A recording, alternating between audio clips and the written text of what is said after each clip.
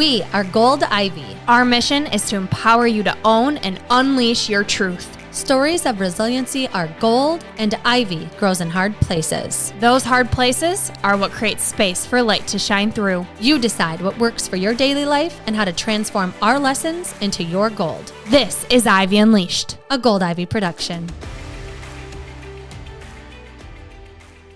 The Boundary Boss did it again. Terry Cole created something that every person on the planet needs because it will help their relationships and peace of mind exponentially. It's the Boundary Boss Workbook, the right words and strategies to free yourself from burnout, exhaustion, and overgiving. Boundaries are necessary and a beautiful part of relationships if you have the tools and support to create and express them. I don't know about you, but setting boundaries, even though I know they're necessary, can be anxiety-provoking because I know I could potentially make someone uncomfortable. In the Boundary Boss Workbook, you'll have Terry holding your hand in the process of understanding different types of boundaries and integrating them into your life to help you have stronger relationships and be able to show up authentically and at peace. I'm using it to set more effective boundaries, and it's helping me protect my energy and set boundaries without guilt no matter who I'm around. Terry provides mindfulness practices, customizable scripts, mindset shifts, even fun games to help you understand yourself and effectively communicate your boundaries. I'm using the workbook to create awareness of my rigid boundaries, and I'm using Terry's self-care tools to help me feel more at ease. The workbook is full of exercises that help me understand how I'm trying to protect myself and gives me more loving ways to communicate my needs. You don't have to set boundaries alone. Help yourself out with effectively understanding and communicating your boundaries, and lean on the best tool out there. Snag your copy of the Boundary Boss Workbook by clicking the link in the show notes or head to boundarybossworkbook.com today. Today's episode is sponsored by BetterHelp. Every episode of Ivy Unleashed is dedicated to empowering you to take ownership of your health. And what it really comes down to is prioritizing your mental health. We've both seen the beauty and growth that therapy can bring and are thrilled to partner with BetterHelp to allow you the opportunity to feel heard and seen by a professional. The National Alliance on Mental Health reports that 155 million people live in a designated mental health professional shortage area, and BetterHelp is working to close that gap. I've personally used BetterHelp and loved it because it was all online, making it super convenient. The biggest piece for me was how affordable it is. I was able to choose the therapist that met my needs. I came in with wanting to work on childhood trauma and anxiety, and it was unbelievable to see how many options I had with all the different backgrounds of therapists. With BetterHelp, you have access to a network of over 30,000 licensed and experienced therapists. Therapy is all about deepening your self-awareness. And sometimes we can't see our own patterns and behaviors until we talk them out and get an unbiased perspective. It's really nice to have someone who doesn't know you and has the professional background to help you thrive in your daily life. It has made the world of a difference with every relationship in my life, including the one with myself. To get started, all you have to do is fill out a brief questionnaire about your needs and preferences and choose your therapist out of the options they give you. You can talk to your therapist however you feel comfortable, whether it's via text, chat, phone, or video call. Also, you can switch therapists at no additional charge until you find the right fit for you. The best investment you can make is in yourself. Get 10% off your first month at betterhelp.com/goldivy. That's betterhelp.com/goldivy. Take the first step to inner peace and freedom today. And now to this episode of the Ivy Unleashed podcast.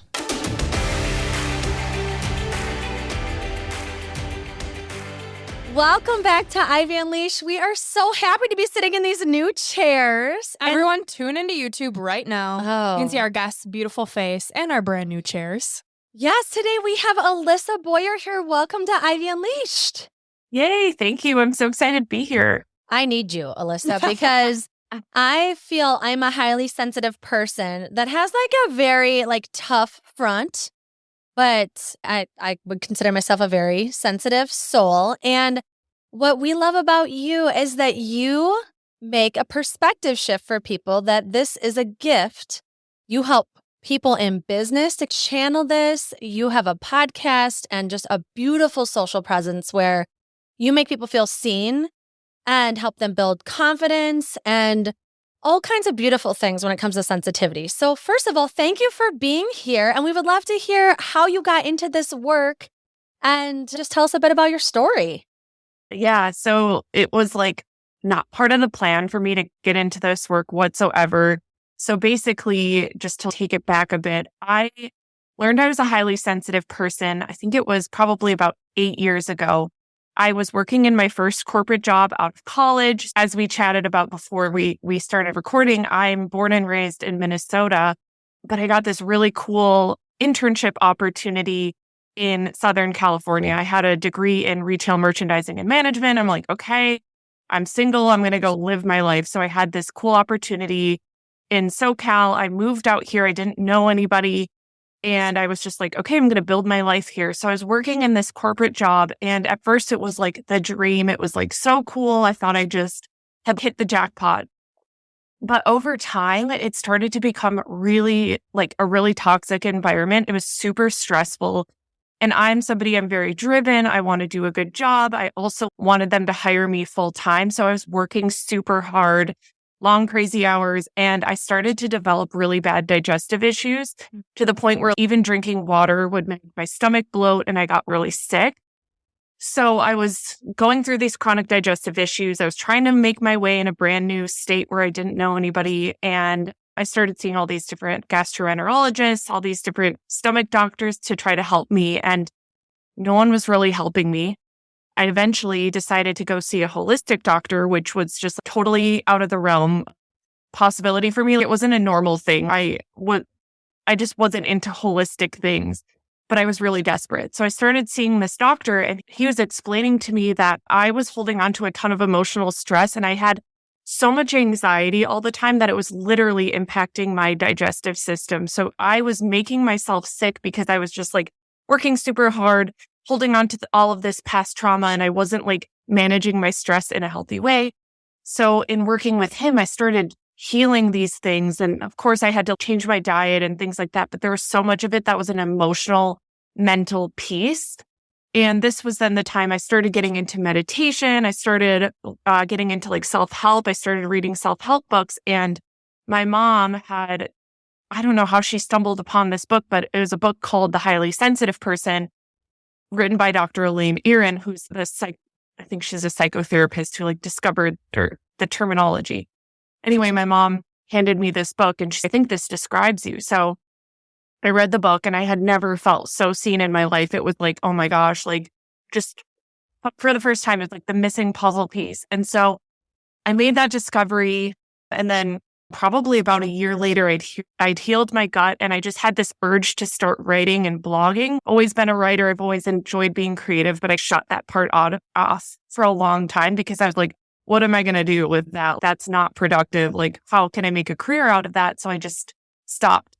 But I just followed this urge to blog. So I started a blog in January of 2019. I was talking about like spirituality and mental health, and I would talk about being highly sensitive here and there. And it was interesting because anytime I talked about being highly sensitive, people really resonated with that. I had 100 followers at the time, but like my small community like really landed with them. And over time, I just started to see a path where I was like, oh, this is the thing I meant to talk about and share about. And it really just happened organically. So like September of 2020, I started a membership community for HSPs, highly sensitive people, and it really has blossomed from there. I quit my job in August of 2022. Like I had my daughter in May of 2022 and I quit my job and now I do this full time. So it's been really amazing, but it was just like, it wasn't a part of the plan. I just feel like I was very like divinely led to all of this. And it's so fulfilling. Like I'm so grateful I get to do it now. It's the message in the mess, right? As a fellow gut health sister over here who also highly sensitive and my stress and anxiety play such a role in my gut. And I now know that because of the holistic doctors that I've seen. So I love that you're talking about this. And it's something that every woman can relate to. Whether you have borderline anxiety or diagnosed with it, we all have stress and we all feel the impact on our gut and on everything around us. And I love what you said about it being a holistic thing, that you took into account meditation and you really started nourishing your soul, which then led to you helping other women. And you talk a lot about self-abandonment. And I think this beautifully ties into how you stopped abandoning yourself. So will you explain what kind of those two have to do together? Yeah, they're definitely directly tied together. So when I talk about self-abandonment, this is something I see in myself and so many of other highly sensitive people out there. So it's like people pleasing, putting other people's needs, feelings, everything above ourselves.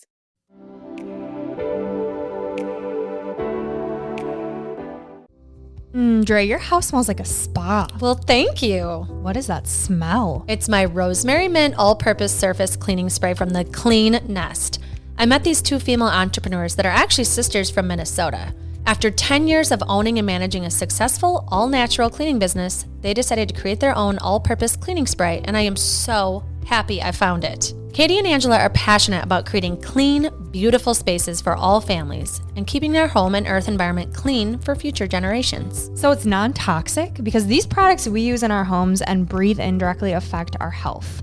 Our hormones and gut health are affected by toxic overload. Yes, it's non-toxic, which is so important in a home with little ones as well. Their products are created using truly clean and safe ingredients, no greenwashing. They use only pure essential oils, which are known for their disinfecting properties. I use it on mirrors, windows, countertops, even granite, sinks, stovetops, the microwave, dusting, spills, and messes throughout my house, interior of my car, toilets, you name it. They also have lemon mandarin and fresh basil scents. My condo needs to smell like this. So how do I get my hands on the Clean Nest? Well, they ship anywhere in the US, and lucky for you, they're offering Ivy Unleashed listeners 10% off any order with the promo code GOLDIVY. They also always offer free shipping on any order over $100. So head on over to thecleannest.com for your all-purpose cleaning spray and make cleaning more enjoyable. Dre, tell the people as fast as you can why Move with Gold Ivy is the last mind-body fitness program they'll ever have to buy, and how women are finally getting the transformation they're looking for. I love a challenge. Let's go. 2 big things. 1, Move provides a fun atmosphere to work out in that actually gets you excited to show up and follow through with your goals. Not only is there an element of fun, but we've carefully curated a program that makes it as easy as possible for women to take care of themselves. And 2, a Move membership addresses every aspect of your health, mind and body. Our Move members are getting the physical transformation they've been hoping for and feeling like they've finally found the group that motivates them on a daily basis.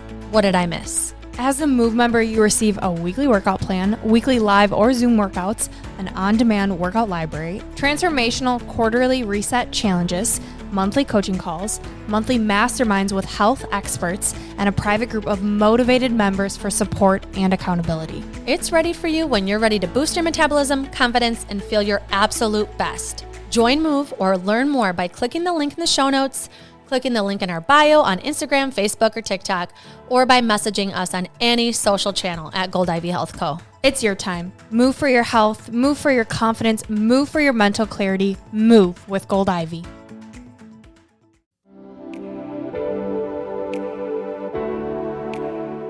And for the longest time, I would proudly self-identify as a people pleaser. I was like, oh, I'm just a nice person. I just care about people. And I just saw it from that lens. And I remember this therapist telling me one time, he was like, that actually people pleasing can be a selfish thing. And I'm like, what do you mean?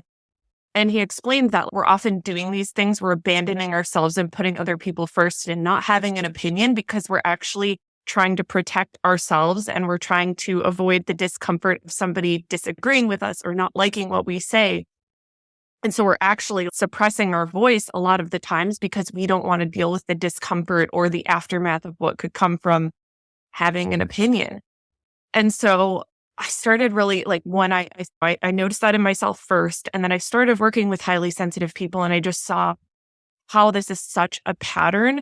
And I think it's such a layered, deep thing for HSPs, but I think a lot of it is for us as sensitive people, we often felt misunderstood in our lives. HSPs make up about 20% of the population. So a lot of people around us are not highly sensitive.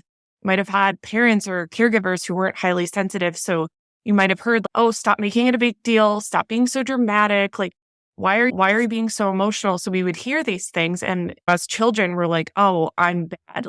I am too much. My needs are too much. And so we take it to an extreme, a lot of us, where we just push it down and end up not pretending we don't have any needs as sensitive adults, but that's one of the worst things that we can do for ourselves, because when you're suppressing your needs, when you're not taking adequate care of yourself, you often can end up the way that I did, with chronic digestive issues or other chronic health issues. Not all the time. I'm not like a doctor or anything like that, but I have worked with so many sensitive people, and I can tell you honestly, I would say 80% of them at least have had some sort of health issue that I would imagine is somewhat tied to the way that we suppress our feelings, the way that we're not taking proper care of ourselves. Because a lot of times the HSP people talk to, they're like, I feel guilty saying what I need.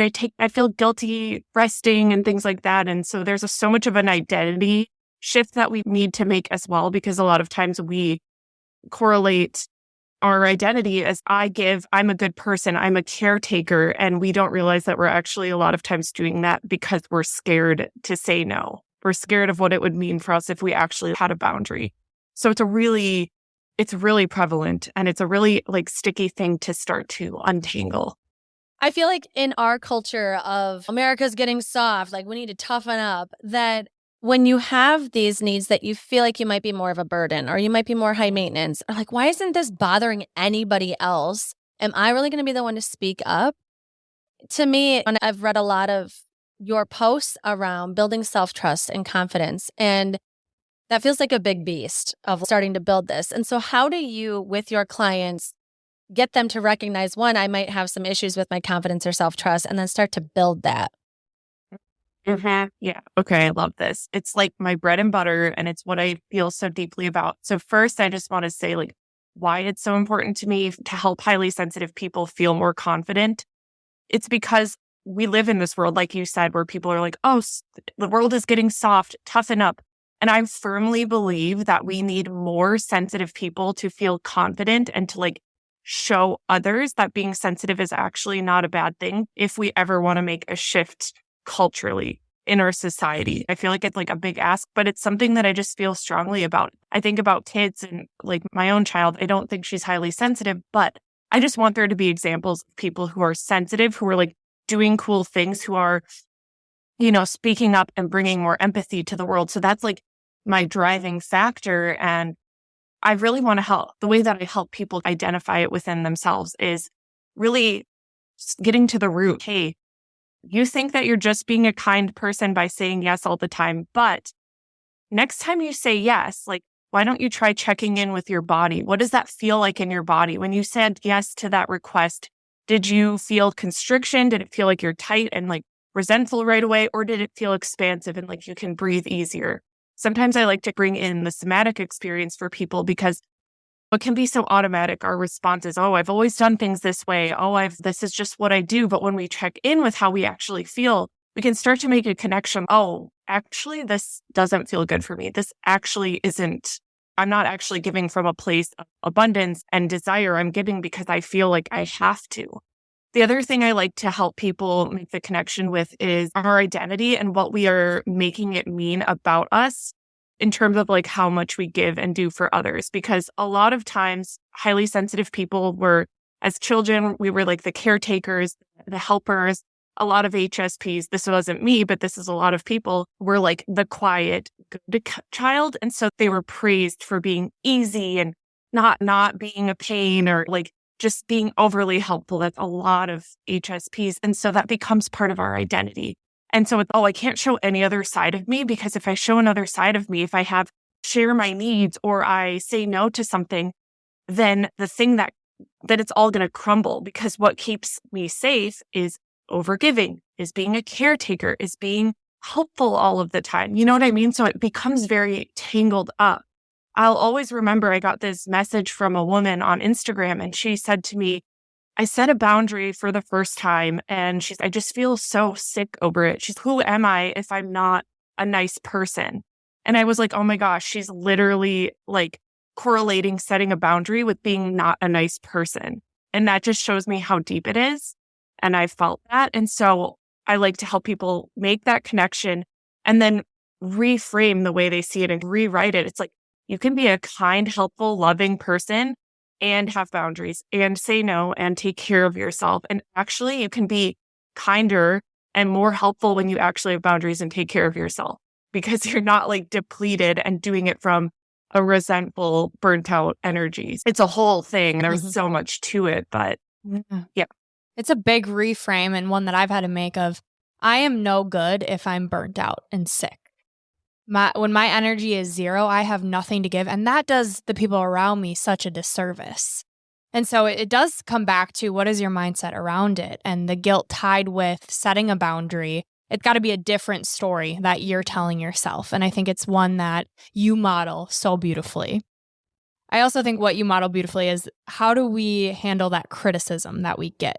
So we set the boundary, and I feel like I'm becoming better at that. But the criticism, taking that criticism, is one that I am now working on. So what do you recommend for people who struggle with taking criticism? Yeah, that's the hardest part, because it's, I did it, but then we can't control the other person's reaction to it. So So my response and support with that is, one, teaching highly sensitive people how to expand their tolerance for discomfort. Because when you think about it, somebody criticizing you or somebody being like, really, you can't stay past 9 o'clock or whatever their response is to your boundary, that feeling is like the discomfort in us, right? It's, oh my gosh, they're going to be mad at me. Oh my gosh, they don't get me. Oh my gosh, they think this about me. So I love to help sensitive people learn how to have that discomfort in their body and breathe through it and support themselves through it, and basically show themselves like, hey, even though this doesn't feel good, like, I'm not going to die. Like, it's going to be okay. I'm going to survive it. Like, I will be fine. And when we have that ability, we can do so much more, because life is promised to be uncomfortable sometimes. If you want to do anything cool and big in your life, you're going to have to be uncomfortable. And so I'm like, okay, guys, we got to work with that. And that's always where I begin. So I'm a huge advocate for teaching nervous system regulation techniques. So I always recommend meditating daily, or at least having some sort of quiet, reflective practice. I'm a huge fan of EFT tapping, just like having grounding exercises, things like that. Any way that you can, when you feel those alarm bells that go off and your body's in danger, this doesn't feel good, having ways to calm yourself is key. And then from there, it's the other piece of the puzzle in terms of like how to respond is this inner work piece of accepting yourself. Because a lot of times when we have somebody criticize us or disagree with us, we often can go into defensiveness and being like, just like feeling, oh my gosh, and going straight into defensive mode. But when you feel really good about yourself, and when you're like, I'm setting this boundary because I literally need to take care of myself, it's just like a very neutral, grounded energy. And so you're able to respond with more of a grounded presence, if that makes sense. So you're not like meeting them with fighting energy back or a defensiveness. It's, this is what works for me. I'm sorry if it upsets you. It's just very much like matter of fact. And I think a lot of that comes from like having confidence within and just knowing this is what I need. Take it or leave it. It's not like a mean thing. It's literally, I got to take care of myself. Yeah, I keep thinking too about boundaries and just like the balance of this all, because if you're a highly sensitive person, I think of, okay, I probably have a lot more needs than other people, whether it's like, might be too loud in there, or it's getting too late, or I have just a sensitive soul. How do I balance the asking for what I need versus, okay, I don't need to have too many like rigid boundaries too. I want to also be able to meet new people and be like in new environments. And so how do you help people balance that? Okay, sometimes you're going to be uncomfortable. The nervous system's going to go a little off, but try and weave yourself into new situations too. Because you could easily just hibernate at your house and be like, you know what? Screw it. I'm just going to be high needs anywhere I go. I might as well hang out at home. So how do you help people balance that, whether or not to set a boundary or help push yourself into these uncomfortable situations? Well, I love this question. I actually just recorded a podcast about it, because it is such a balance. And I am definitely of the mindset of, I personally want to live a full life. I don't want to stay home. I don't want to like hide out and, oh no, I'm too sensitive. That is just not my mission, my brand, none of it. So there are people out there who will like be like, you're an introvert, you're sensitive, stay home. I'm not going to say that. What I am going to say is cultivate self-trust. And so with knowing yourself, you can have that discernment for yourself, right? Because sometimes there are times where you're like, let's say you got invited to a party and it starts at 9 o'clock and you're like, oh God, I don't want to go to that. But check in with yourself and with your values. Do you value being around these new friends? Do you want to have this connection with your partner and going to the party together? You know what I mean? Check in with how you're feeling. Maybe you're feeling a little bit nervous about going, but maybe you're also feeling like, oh, okay, this is exciting. There are times where it's worth it to put ourselves into situations that might make us nervous because it can expand us. And something that the author of the book, The Highly Sensitive Person, Dr. Elaine Aron, says is that highly sensitive people need to have a healthy level of stress in their lives. So it's like actually not good for us at all to just stay away and hide out, because then we're not going to have that tolerance for stress and we're going to crumble at the slightest thing. So we don't want that. So it's important to be able to put ourselves into situations, but also know that when we're at our limit and we literally don't have it in us, because sometimes you're invited to that party and you're like, I have a headache. I'm tired. This week has been extremely challenging. I just want to read a book, and that's okay. The other thing is something that I love to teach people is we have to take ownership over our experience. We can't control what's happening around us. We can't control the volume in the room or if there's fluorescent lights. Sometimes these things are going to be there. And so it's also up to us to have the tools and strategies to support ourselves through that. One thing is I love to encourage people to meditate and set an intention before you go to a party. If you're nervous about all the people there, choose the energy that you are going to bring, set that intention, know that you're not going to be there forever. And so if it's a little uncomfortable, okay, you're going to go home in a few hours. It will be okay. Another thing that I like, and a lot of other HSPs like, are like noise reducing earplugs. So loop earplugs are great. There's something that if you're going somewhere and you're like, oh, I know it's going to be super loud and that's like overstimulating to me, just pop those in and you can turn the volume down. Or like a thing, like when I travel, like I'm super sensitive about my sleep and I don't know what the hotel room is going to be like.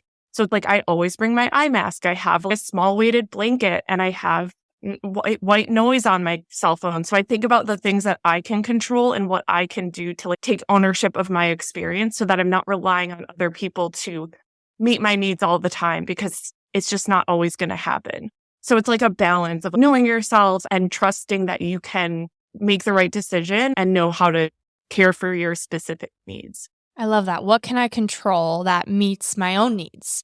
Not relying on anyone else, but being able to feel safe in my body wherever I am.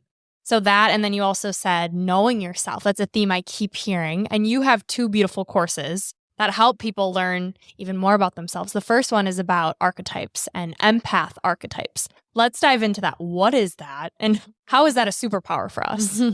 Yes. So my empath archetype quiz that's so important. I created that just for fun because I felt like all the narrative, not all of it, a lot of the narrative out there about being sensitive is here's how to not be overwhelmed. Here's how to not be overstimulated. Here, it's hard to be highly sensitive. And I'm like, oh my gosh, this just doesn't feel good. Like, I really am like, let's make being sensitive like a cool thing. So I created this quiz because I noticed there's a lot of strengths of being highly sensitive, but I really was like noticing like a core, like 4 strengths. And so I turned these into archetypes and I created this quiz that people can take. It's just like a fun quiz for people to learn more about themselves. So it's called the Empath Archetype Quiz. The first one is the Intuitive Queen, because highly sensitive people tend to be quite intuitive. We often are very spiritually inclined. Sometimes this is offline for a while if we're like so anxious and in our heads. But when you start healing and start to trust yourself, you can really tap into your intuition, which is really powerful and cool. The next archetype is the Empathic Leader, because highly sensitive people tend to be very emotionally intelligent. We can connect well with people. If you were like a manager and you led a team, you probably would be good at knowing how to speak to the different people on your team, because you would know, oh, this person is more shy, so they need this approach. This person is more outgoing, so they need this approach. That's really what I see as like the emotional intelligence. Then there's the Caretaker Soul. So this just speaks to the level of empathy that highly sensitive people have. We're super empathetic. They've done brain scans. We have more active mirror neurons in our brain, which are responsible for empathy. So we're literally more able to understand how people are feeling. So that's the Caretaker Soul. That's a beautiful way to be. And then the final empath archetype is the Creative Maven. And I just see that a lot of highly sensitive people are so creative, and we have that ability to have experiences in our life and then create art from them and share and support and uplift others with our creations. So that's the final archetype. And everyone's always, oh, can I be all four? Yes, everyone has all of them in them, but it's fun to see what your top strength is so you can start to view your sensitivity in a different way. That was my intention. I'm like, I just want you to start seeing, oh, like here are the strengths I have. This is actually really cool. This is why we're so drawn to you. And we were talking about you in that you've created this into a superpower. Like you don't have to feel bad about this no matter where you fall. It is a value. It's a strength. And Brooke and I both just played with 75 hard, and something that keeps coming to mind for me is that we both are like, oh, there's a gap here. There's some things that are missing in these challenges. And something that I think Brooke and I bring to our business is that we think a lot about what we say and how it might impact someone, how we present something, how it might impact someone, because we're both empaths. Like we both care so deeply about how people feel, and we both have sensitivities of different ways to look at things. And so something I know that you do is you help a lot of people that are entrepreneurs with their businesses, and how this sensitivity can really translate into your business. You can touch more people's lives. You can make them feel seen and heard through your business when you're more sensitive, because you're thinking about how somebody might perceive it. And so I'm so curious how that's translated. Clearly you coach this, but with people with different types of businesses, how they've channeled their sensitivities to build their business. Yeah, it's been so fun and rewarding to support people with this, because I just feel like there's so many highly sensitive people who have such an important message to share, but they either were burned in the past by other business programs that were very like harsh and this is how you have to do it. And they were like, wait, what? This is not working for me. So it's been so fun to just help people get the message out. And yeah, something that I've seen with the various clients I've worked with over the past, I think it's been almost 2 years of helping people with this now, is really leaning into like conversations they have with their clients and using that as inspiration for creating content that really deeply connects with people. As highly sensitive people, we're picking up on subtleties. We're really tend to be really good at listening and actually hearing and empathizing with somebody else's situation. So a lot of times this makes us just so much more perceptive. Like the feedback I often hear from people is, oh my God, I feel like you're in my head. And so this is something I like to help my clients with as well, to cultivate in their business is, okay, how can I take this conversation I had with this person and first obviously help them and help them feel seen and heard and everything like that, but also then use that to also create content that really speaks to people on a deep soul level. The other thing that I love helping people with that's I've seen really great results with is just giving them permission to trust themselves that they can do things their way. That's been the hugest thing, because there's so much out there that, oh, this is how you have to do it. You have to post like this many times and you have to like follow up like this. Like I had one client come to me and she was like so burnt out because every time she was like launching a program, she was personally DMing all of these people to invite them, and it felt very forceful and pushy. And I'm like, okay, I'm into like human design and like all of this stuff. So I'm like, let's look at your human design. Let's think about like your sensitivity. Like what, if you could have your dream business, like how would you actually run that? How would you actually like attract people in to work with you versus you going out and trying to like bring them in forcefully? It doesn't feel good. So even just giving people permission to like dream and see, oh wait, I could actually do things my own way. I believe that the way that we feel, like the way that we desire to do things is usually the way that we're meant to do them. We just don't give ourselves permission to. So sometimes my feedback's, let's cut out the noise of all the shoulds and just tune into yourself.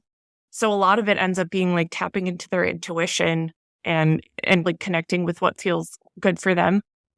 The other thing I have to say that's really important is a lot of HSPs have this fear of being seen or a fear of saying the wrong thing and like upsetting people. And so there is usually a lot of self-worth work that we have to do, because if you want to like have a presence and if you want to be known for something, you have to have a stance and an opinion. And that means that some people aren't going to agree with you, but that's how you're going to attract the right people to you. So that's another thing we often work on. Okay, how can we show ourselves that we're safe even if somebody disagrees with us or we get a rude comment on our reel? So there's a lot to it for sure. Yeah, and that's the other quiz I'm thinking of, the shadow work. I think that's something that in our self-help journey, Andrea and myself, it's something we've heard, but we haven't really tapped into. So seeing it as a quiz of yours was really exciting. So let's tell the people, what does that mean? What is that?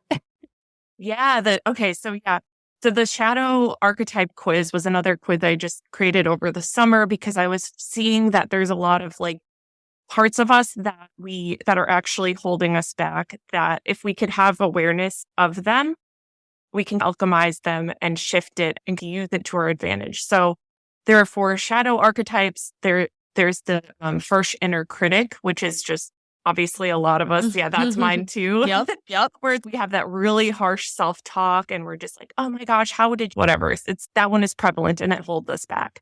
The next one is the chronic second guesser, because tons of highly sensitive people are second guessing themselves a lot. And this can look like literally like asking everyone for an opinion, like even over the smallest things.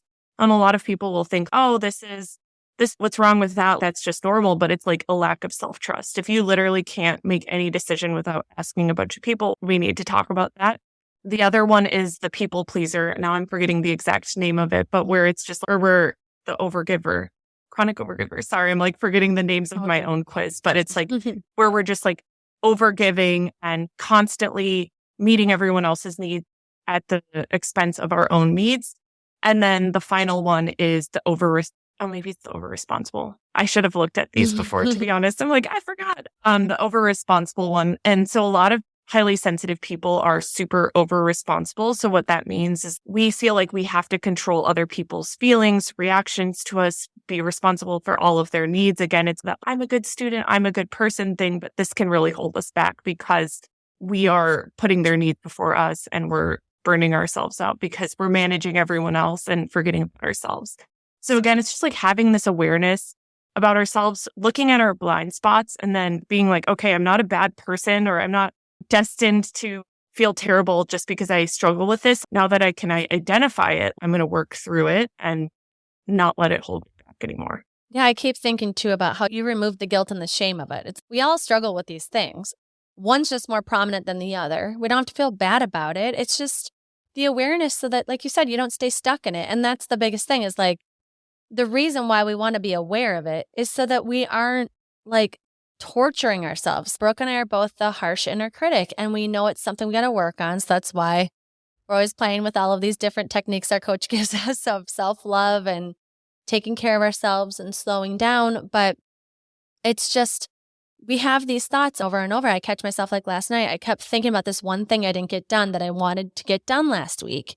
And I just want to normalize that we do these things. We overgive. We're responsible for things. And a lot of it goes back to our childhood and focusing on that inner child, the needs that weren't met there and just how that like shows up today. And you don't have to feel bad about it. We all had a certain type of childhood and we're just like trying to figure out how to be an adult. And so I know you've talked a lot about just going back to that child, like what needs weren't met and how that kind of shows up. Would you say the shadow work, like your archetype, has a lot to do with your childhood and kind of going back to that space to see what needs weren't met? Oh, very much. Yeah, it's so related because I think about the harsh inner critic, for instance. It's a lot of times that voice isn't even our own. It's stuff that we heard growing up and it becomes ingrained in our minds that that's our automatic response. And so it's like making those connections. Okay, where did I first hear this? Where did it originate that I thought I needed to be perfect in order to be loved and accepted? And maybe that looked like you felt like you only got attention from your parents or only got praise from your parents when you had a perfect report card. So in your mind as a kid, you can often make this very black and white connection. Oh, I am only good if I'm only worthy of love if I get all A's, if I don't cause a fuss, whatever. So we make these very absolute beliefs in our mind. And then as adults, we just continue to replay it. So then it's, oh, you made a mistake at work. Oh my gosh, I'm such a piece of crap. It's like that automatic response. And when you step in to show yourself love and really reparent the inner child, that can look like, hey, you made a mistake. It's okay. You're still worthy of love. I've got you. It's no big deal. Everyone makes mistakes. I really just want to, it's like about alchemizing the shame and kind of letting that go. And so I like to be very open about my own imperfections. You're going to have times where you went to that party and you felt awkward and you said something that you're like, why did I say that? And it's okay. You can either sit there and be like, oh my God, I'm such a loser. Or you can laugh at yourself and be like, sometimes I say awkward things. I love and accept myself anyway. So it's not that, it's never about being perfect. It's just, hey, I accept and love myself. There's a quote I love from Susie Moore, and she says, confidence is a willingness to be uncomfortable. And so I think of that all the time. It's if you put yourself out there, you try, that's great. That's what it's all about. And so I see that's really when you're like embracing these shadow parts of yourself and looking at these areas to improve. It's not to like shame yourself. It's rather to just have awareness and see it as an opportunity to love yourself and give yourself what you didn't get as a kid. Okay, now I've got you. I'm the adult now. I've got you. You're going to be fine. Yeah. And we make up those stories, right? It's like you can blame your parents or blame what the needs that weren't met. But when it comes down to it, is you made up a story in your mind by what you are observing and perceiving at the time. And so when you get to the adulthood and you're like, oh, this isn't serving me anymore to think I have to be perfect or overgive or whatever, you don't have to blame your parents for that. You just realize I made up a story to survive at the time. And now I'm a grown up and I have a choice. And like me sitting here and stewing over what I said or didn't do or did the wrong way or didn't know. Let's get back to that like nervous system regulation to be able to let it go. I feel like it's so much of the breath work of, man, I said something stupid. Am I really going to sit here now in this moment and run this moment too? Like that moment, that was dumb. Okay. How am I going to get through that? Go for a run, go outside, take a breath. What do I have to do to let this one go? Yeah, I feel like we've felt the freedom that comes with doing this work. And for people who are just starting to do this work, like for anyone listening, I just want to give you credit. This is not easy. This isn't necessarily fun, right? To revisit our younger child and go back to all of this pain, but it's so worth it. And I think sometimes when you're just getting started, it does feel like a lot of work. It doesn't feel worth it because you're stirring up a bunch of crap. So Alissa, I'm curious with your clients and what you've seen, like how does this really transform people? What are the benefits of doing this deep work and revisiting and bringing these shadows to life? Oh my gosh, it's so cool. There's so much freedom and space that comes from it. So I'll give some specific examples because I just was listening to some messages from clients this morning. I have one woman I've been working with one-on-one, and at work, she would take things personally all the time. If a coworker kind of had a weird vibe or they huffed or whatever, less sensitive people, we can see that and be like, oh my God, what do I need to do to fix? And so that used to be the case for her. And it would torment her. She'd spend the day being like, oh my God, what did I say wrong? Blah, blah, blah. She sent me a message this morning, actually, and she was literally like, okay, I had this situation with a coworker and I just let her have her experience and I didn't alter my response, even though she was doing this. I witnessed her being upset. I witnessed her giving me attitude and I just stayed grounded in myself and I didn't make it personal and I didn't change my response. And she felt so proud of herself. And it's like this empowerment piece. We often just feel like we're at the mercy of everyone else. Their reactions are going to impact our day and all this stuff. And it's like when you start to know, oh, I'm not responsible for everyone else, and you start to not take everything personally, you don't realize like how much space that frees up in your mind. And you can focus on other things in your day. You can feel better about yourself.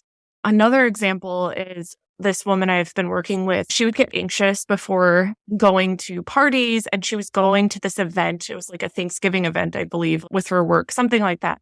And the people she was close with weren't going to be there. Basically, she was walking into this room where she didn't know anyone, and she was like, oh my gosh, I'm so nervous, but I'm just going to go because you say confidence is about being uncomfortable. So she didn't. And she was like, she popped in later and shared with me. There's an awkward moment where I didn't know how to shake the girl's hand. And it was weird. But I feel this adrenaline almost. She's like, is this what it feels like to be like proud of yourself and feel empowered? I'm like, yes. So it's about these like small moments that might not seem like a big deal to other people, but like when you're sensitive and when you have spent so much time in your head, second guessing yourself, taking everything personally, being able to just have these moments can feel like a huge win. The other thing that I'll share too is just one, because this is an example I always share with people. And then I had somebody actually do it. When you're like such a people pleaser and you're afraid of speaking up for yourself, let's say you go get your nails done and the water's too hot or too cold. I used to just not say anything because I didn't want to be a bother. But I started saying something because I'm like, why would I sit here and be uncomfortable? It's not a big deal. And that was like a small moment where I had my own back. I advocated for myself. So I always use that as an example for people. And I remember having a woman tell me like all proudly, I did that. I told her and it was fine. And she was happy to accommodate me. So honestly, these small moments, and you would be amazed like how you feel so confident and so proud of yourself. And that adds up like over time. It just adds up and you just feel so much better. Yeah. I'm hearing like baby steps. I was just thinking of my neighbors, a couple of us ladies, we went out to dinner and one of the four of us didn't like their drink, but they like knew that they would not say anything. And we were like, two of us were like, you don't even like it? You're going to spend $15 on that drink and you're not even going to like have them make you a new one. And it was like the fact that she said, I'm too uncomfortable to even say anything was great because this is a thing she struggles with. And she's saying, not that she wants to identify as a people pleaser, but just doesn't want to ruffle any feathers. So she'll just drink it down. And then another person at the table, she said something awkward that was like a weird interaction. And she was like, oh, this will keep me up at night. Replaying this loop in my mind. And so I think when you're close with friends, like close enough to say, these are the things that I recycle in my mind and I think, or that I struggle with or whatever, normalizing that we all have our things. Like I speak up too much. Like I think I have really rigid boundaries because I've seen how well it serves me to speak my mind that sometimes I'm like, I could have kept that one to myself. And so that's my thing. And we all have our thing. And I think when you're comfortable enough with your friends, let them know, I think about this probably way too much. And then they can help you. Because like I could speak up for her. I could also tell my friend, you don't have to rewind this one. Like I'm not thinking about it. It wasn't really that awkward. That was funny. We're giving each other permission. Yes. And that's also the importance of working with a coach, right? Your friends see your blind spots and they love you and they're helping you in a way that isn't calling you out. You can laugh about it. You can laugh about Yes. it. And I think the more that we talk about it, whether it is with your friends or with a coach, you're not staying in your head. Like, that is the worst thing you can do, is stay stuck. Like, there's so many little things you can do. You can take a free quiz today and you can say, oh, I am an intuitive queen. Hell yeah. Feel a little confident boost. It feels good. Yes. And so for everyone listening, I just want to say that do something today that is going to propel you forward, whether it's having a conversation with a friend or taking the free quiz. Like it's going to make you feel empowered to keep taking action. And that's what it's all about. Mm-hmm. Yeah. Alissa, I feel like you've given people permission to know themselves more in a way that not only makes them feel seen, but then keeps it moving and gives them like little tips. Like a lot of people don't know about their intuition and you're helping them tap into this, which is unlocking the universe. And so we want everybody to know where they can find you, how they can follow you, where to go for the quizzes. Can you let everybody know? For sure. So Instagram, I'm super active there. I'm at Life by Alissa. And if you go to the link in my bio there, it has all the things. But my website is sensitiveandsoulful.com. So there you'll find the quiz and lots of other free resources, things like that. And my podcast as well, the Sensitive and Soulful Show. Yes, which is great because I feel like you take all these concepts we just talked about and go way more in depth, which is amazing. I feel like you walking the walk as the person that you are to be their coach is so great because you're like, I get it. Like, I get it. Like, I don't want to be uncomfortable all the time either, but this is how I get through it. And these are the ways that, like just even the bringing a weighted blanket while you travel, brilliant. I'm like, can you send me that link, please? We wrap up our show with 3 gold stars. So 3 takeaways for our listeners, maybe 3 small steps, or just 3 ideas that you really want to leave people with. So number 1, if you're listening to this and you're like, oh my gosh, I'm a highly sensitive person, like I want you to know that there's absolutely nothing wrong with you. You were made sensitive for a reason, and it's actually such a gift. The second one is accepting yourself will change your life. So anything that you have questions about where you're like, I don't know how to have this interaction. I don't know. Like when you accept yourself, your energy shifts and the way that people interact with you and respond to you changes. I can promise you that. That's huge. And the final thing I'll say is just learning how to regulate your nervous system is life-changing because it will expand your ability to manage all sorts of different situations. Like when you know how to create calm and safety within, you can do so much more and you can feel happier. And it's a practice and it takes time, but it's really worth exploring and learning about. Beautiful. And next up is Unleashing Ivy. I had some ideas of what I might ask you, but I feel like I already asked you them. The question I'm curious about that we haven't really talked about is you personally in your friendships or romantic relationships or family, how have you decided who stays in your circle and who is no longer in your circle based off of expressing your needs? Like, how do you find that line of who stays and who goes? That's a good question. So to me, it's about having mutual respect. So I'm okay with I'm used to and okay with other people not understanding personally my experience of being highly sensitive. My husband is not highly sensitive at all. He's a total dude, but he respects me. He likes these things about me. He's learned to be like, if we're watching a sad commercial, he says nothing and he hands me a tissue. It's just like an acceptance about me. To me, respect is huge. And having people, again, just on knowing not everyone's going to understand it, but as long as they respect me, as long as they're open to learning and being receptive, that is huge. The other thing that I always think about, because I'm, very tapped into other people's energy, and I think most of us are as HSPs, is like, when I hang out with people, I want to be around people that feel expansive to me, that when I leave our interaction, I feel better and lighter and happier. And I'm just not available to hang out with people that drain me, that feel exhausting, that only talk about their problems and unload on me. That's my responsibility to recognize and to set boundaries or change the friendship. So those are really the things I think about, are like respect, being open, and just like the energetic exchange and how it feels. Yes. I love the somatic expression. Does it feel tight and constricting, or does it feel open and expansive? Because that's something that everyone can relate to. What type of people do what to you? And also what type of activities, whether it's drinking or meditation or reading, fill in the blank, whatever activity. That's how you know if it's serving you at a core level or not. And when you're highly sensitive, you tend to be extra sensitive somatically. So like we have was right at our fingertips. I just want to say too, I love that you're changing like the feeling with sensitivity. Like that's a bad thing. It's not anymore. I know Brooke and I were talking about, I think she didn't want the word sensitive. And so it was that you're, what's the word? What do you mean? I didn't. Fine-tuned? Oh, this is what she's talking about. So I was seeing a cranial sacral therapist for my health. And I said, I'm just a really sensitive person. And they said, no, you need to change that story. You're not sensitive. You are a fine-tuned person. I'm like, or no, it was fragile. Oh, fragile. That's what it was. Fragile. That's what it was. Because I'm like, sensitive doesn't feel that bad. But fragile was like, I have to be really careful. Where it's, no, I just have to break. I might break. Yeah. But being sensitive, I think that's a story I'm changing. Because when I was dating my ex, I had a lot of feels. So he thought. He called me very sensitive. And so I had such a negative connotation with sensitive. And now, as you're speaking and the work we're doing, it's just like a relearning. It's a, what do I want my relationship to be? It's okay to be sensitive. Like, it's a gift. And how do I want to use that to my benefit? And one thing I want to use is my intuition. Like you speaking. So I'm an intuitive queen and I'm obsessed. But now what? What does that mean? So my question would be, how do we tap into our intuition? Because that's not something we've really talked about on this podcast yet. So fun.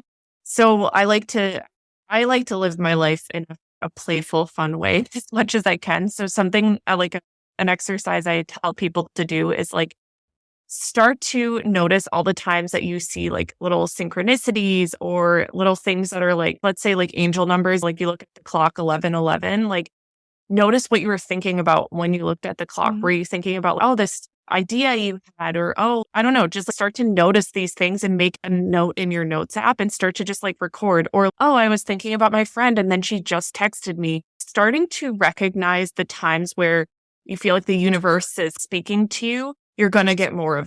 I really feel like when you're the type of person who marvels in these cool small moments, you're going to start to see more of them.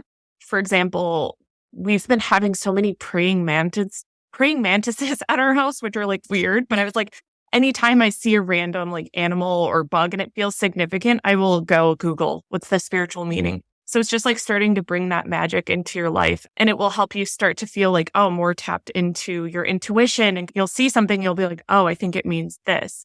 Another thing I like to share with people is to look back if you have any experiences in your life where you had an intuitive thought and you actually trusted it and followed it and saw that it brought you to somewhere cool or a cool opportunity, like recording those things and starting to see, oh, actually, I've had times where I've trusted myself and it worked out beautifully. You're just going to start to flex that muscle and it will become more natural to tap into your intuition.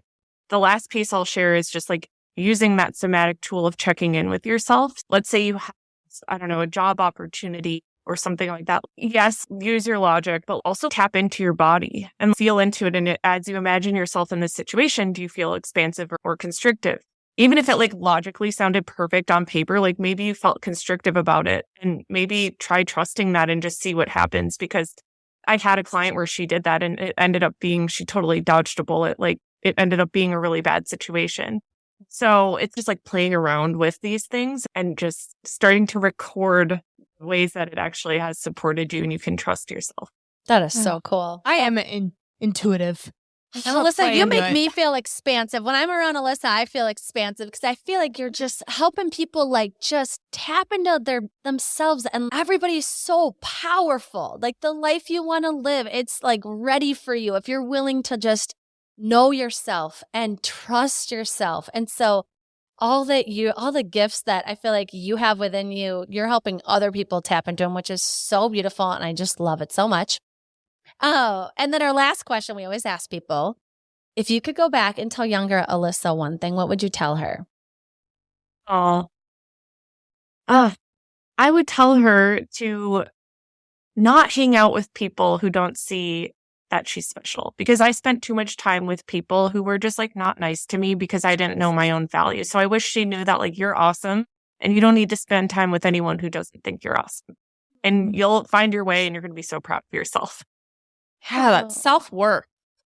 I love everything you said about Alissa. I agree with. And I just want to add the permission to be, like, to not be anything that doesn't feel right for you. And that when you give yourself that permission and you start living that way, magic happens. Right? You do start seeing these signs. You do start feeling free. And I'm just so grateful that you're doing this work and that these digestive issues led you to where you are now. And that you didn't stay stuck and in pain. That is so beautiful. So thank you. Thank you so much. I've had so much fun chatting with you guys. It's been great. So we leave our listeners and close the episode with a piece of gold, a quote that speaks to you. Will you please share yours? Yes. So I was thinking about this and I'm going to do another one, but this is the one I landed. You can live in two ways. One is as if nothing is a miracle, or one is as if everything is a miracle. This is Gold Ivy signing off. Listen to your truth and go chase your gold.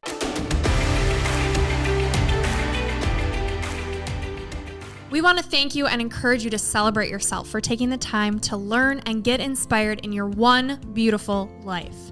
And if this podcast means something to you, it would mean so much to us if you'd be willing to take 30 seconds to help support our mission to keep bringing you inspiring stories and guests. First, following the podcast is important because it helps you never miss an episode. To do this, just go to the Ivy Unleashed podcast show page on Apple Podcasts, Spotify, or wherever you listen to podcasts, and then just tap the plus sign in the upper right-hand corner or click on follow. While you're there, if you'd be so kind to give us a 5-star rating and review and share your favorite episode with a friend, we'd be so grateful for your support.